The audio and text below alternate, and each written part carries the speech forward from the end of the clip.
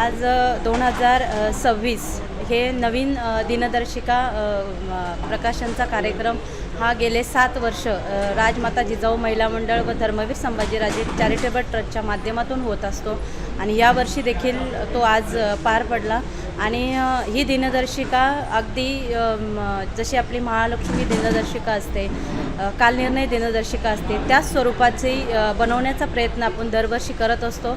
आणि विभागातील नागरिक अगदी आतुरतेने आपल्या या दिनदर्शिकेचं वाट बघत असतात आणि दरवर्षी आपण न चुकता ही दिनदर्शिका प्रत्येकाच्या घरोघरी आम्ही स्वतः जाऊन हे देण्याचा प्रयत्न करतो।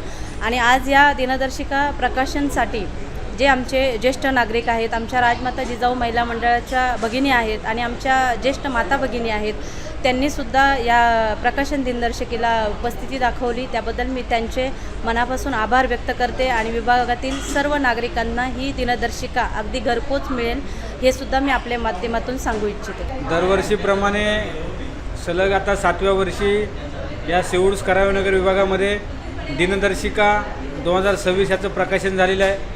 दरवर्षी आपण नोव्हेंबरच्या शेवटच्या आठवड्यात किंवा डिसेंबरच्या पहिल्या आठवड्यामध्ये या दिनदर्शिकेचं प्रकाशन करत असतो। आमच्या सेऊळस करावेनगरमधील जे अनेक हितचिंतक आहेत ते या क्षणाची वाट पाहत असतात, कारण या दिनदर्शिकेमध्ये ही फक्त एक दिनदर्शिका नाही तर कौटुंबिक जे पारिवारिक जे स्नेहसंबंध आहेत त्याची ही दिनदर्शिका आहे।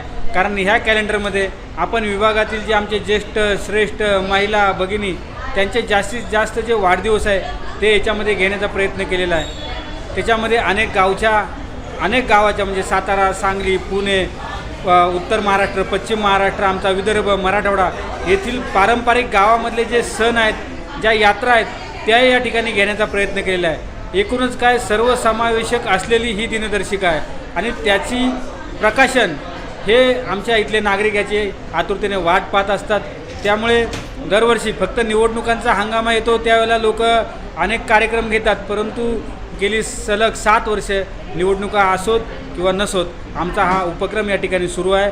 आज आमच्या सर्व हितचिंतकांच्या उपस्थितीमध्ये, त्याचबरोबर आमच्या माय भगिनी महिलांच्या प्रमुख उपस्थितीमध्ये याचं प्रकाशन आज या ठिकाणी झालेलं आहे। येणाऱ्या कालावधीमध्ये सिऊळ विभागातील प्रत्येक घराघरामध्ये करावे गाव असेल, आमचा सिऊळ सेक्टर 46, 48, 48 जे असेल येणारे असेल, ह्या प्रत्येक ठिकाणी ही दिनदर्शिका आमचे सर्व हितचिंतक असतील